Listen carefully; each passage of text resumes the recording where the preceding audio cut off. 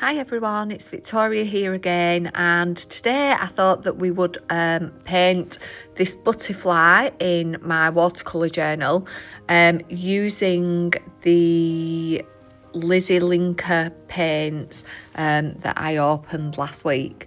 So you can see there that I've pre-sketched the butterfly out onto the paper and added a couple of spots of masking fluid just to retain some white spots on the finished piece. And now I'm just adding some background colour before I actually start to add in the metallic paints. Having that undercoat layer will just provide a nice base for the metallics to sit on top of, and then it gives you options so that if you don't want complete coverage of the metallic, you can just add a really light coat and still have some sparkle show through without it looking patchy because of the paper underneath. And I think it just gives you more opportunities to create a softer effect with those metallic colours. As you will have seen in the previous video where I swatched them out, the colours can be quite strong, so it depends what kind of effect you're looking for overall. And I do like quite softer, more muted colours generally in my work, so this is just a way of using those colours in a way that suits me really. So the sketchbook that I'm using today is an Arteza watercolour sketchbook, and this has quite a smooth watercolour paper in it. It isn't the most amazing watercolour paper out there, but actually for the price point I really like this paper, and it does allow you to use some nice wet techniques. I don't think that it would take an absolute ton of wet thrown at it without the paper buckling too much, hence the paper clips in place, but for small illustrations like this one, I really do like this sketchbook. And then the paints that I'm using, you can see there that I've got some leftover paint on those circular palettes, and then I've also got a half pan of, it's actually Schminker Ice Blue in that pan as well.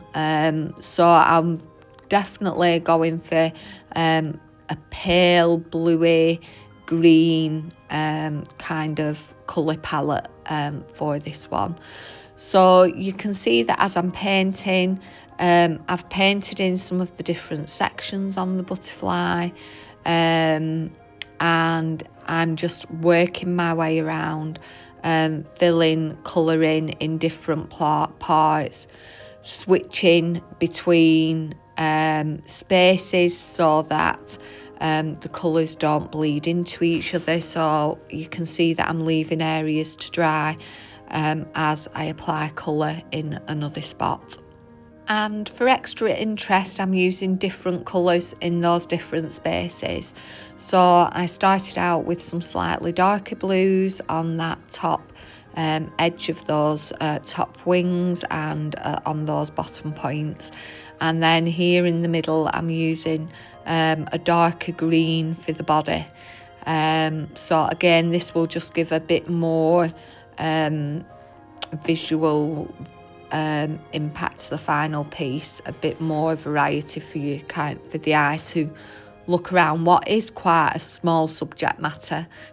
I'm going to leave you with a bit of background music just whilst I finish putting this base colour on, and then I'll jump back in as I start to use the metallics. So you can see that as I'm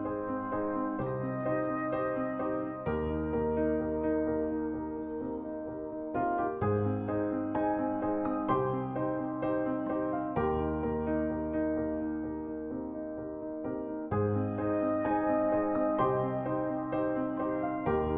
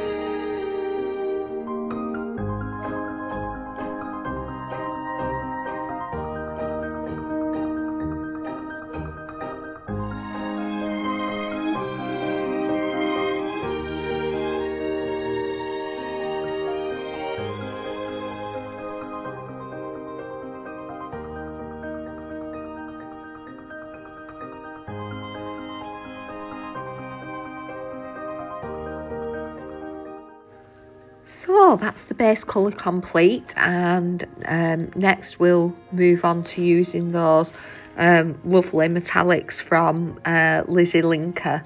And the holographic qualities of these paints, I was a little bit blown away when I saw the dried swatches, so I'm really excited to use these in a finished piece. So you can see that I'm starting off with the free colour that I got, which is Jade. So this is a lovely green colour, and I'm not going to apply the paints all over the butterfly. I want to leave some of that background colour showing, and I want to use the metallics as highlights really. So you can see here that I've rubbed away the masking fluid, and that's revealed some white areas, some white spots. So I'm using this metallic jade, the green, to fill in some of those areas and just put in some spot details on the butterfly initially. And now I'm moving on to the blue in the Pure Prism palette, and adding that in to some of the other spaces, just mixing that up slightly, not really overthinking it, just putting it down quite randomly. So you can see as I'm laying that colour down at the minute, those spots look quite bold, you know, they really do stand out against that background colour. But as we add in more layers to other parts of the illustration, hopefully that will start to blend in a little bit more. So now I'm just going to put a light wash of this jade green into this one small section of the butterfly, and this is where I was talking about at the beginning, the importance of having that base coat colour, because I don't have to make this section kind of that pure jade green. I can just kind of go in with a very watery wash and still really pick up the sparkle. It doesn't really show here on camera, but you know, towards the end when we've filled in the other sections, you'll be able to see the difference that does make to the finished piece.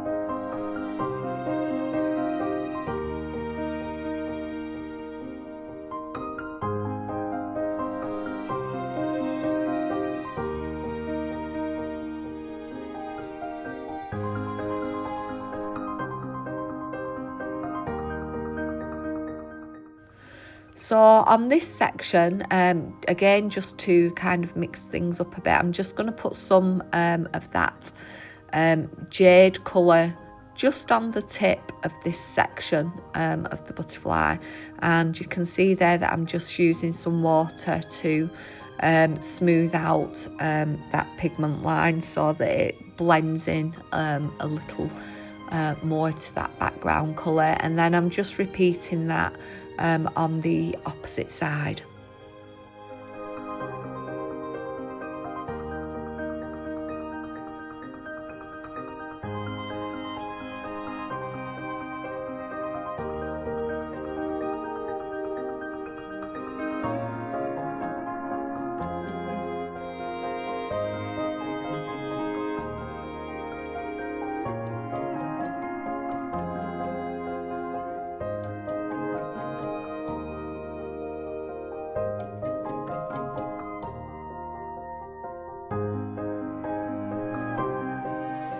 So the final part of the butterfly is adding a bit of an outline. So I'm just going to put the blue colour around the edges of those wings to define them a little bit more. It's not a solid continuous line. You can see that, you know, there's small spaces where my brush skips slightly or goes thinner. So there's thicker and thinner parts to the outer edge. And here is the finished butterfly. So you can see there just the difference that having sparkle in different sections, just the effect that creates. So I've finished that double page spread by adding some hand lettering to that left hand side, and that's the journal pages complete. I hope that you've enjoyed having a look at the Lisilinka paints in action. I do really enjoy using these. I think that they're going to feature in lots more projects in the future. So until next time, wishing you a happy creative week. Thanks for watching.